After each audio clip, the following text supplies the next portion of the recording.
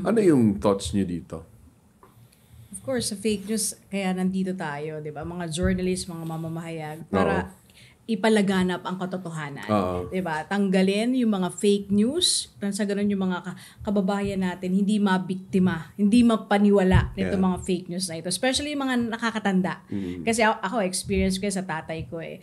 May magsisend ng ganyan, oh anak, ito, may ganyang kaguluhan pala dyan. Bumili ka na ng grocery, magkakaubusan. Sasabihin ko sa kanya, pa, hindi totoo yan. Fake news yan, huwag kang maniniwala. Ano lang yan, guguluhin lang kayo ng mga ganyan. So ako, pati sa pamilya ko, and even sa friends ko, yan yung unang inaano ko talaga, pinaprioritize para hindi mabiktima ng fake news. Malaki ang responsibility ng mainstream media in terms of information dissemination because yun nga, tama ka, fake news is everywhere. But what if the source of fake news or disinformation is the media? I mean, natin yan. There are, or there were instances before that nagkakamali ang media. Yeah. Diba? Aminin natin to. Huwag tayong, meron namang you have to be fair, no? May mga instances before na i-report ng media, mali. Pero yun pala, hindi totoo. Ay, may mga report ng media na hindi pala totoo at the end of the day. Siguro it will come down sa each individual journalists, yung due diligence ba? Na kailangan i-verify, fact-checking and stuff. I mean, yun nga, since nung pandemic, mas nagkaroon ng harmony yung media.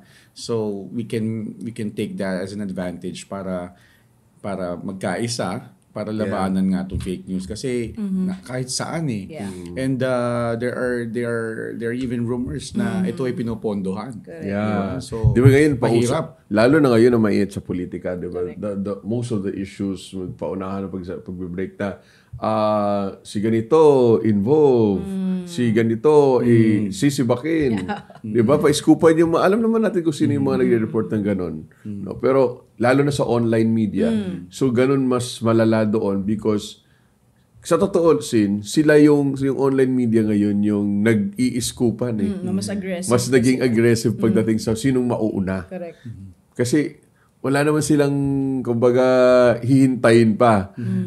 Sa inyo, hihintayin nyo pa yung break. Tsaka ano kasi, ititimbre mo pa yan sa desk mo, di ba? Tsaka yung sabi nung kanina tungkol sa fake news na may mga instances na may media nagkakamali. Pero, siyempre gagawin natin, may pagtatama pa rin tayo sa huli. Diba? Mayroon tayong post sa ating social media, may correct natin. Para hindi tayo mabansagan na fake news peddler. Oo, tama yan, Pards. No? Pero what if naman kung ang disinformation manggaling sa gobyerno?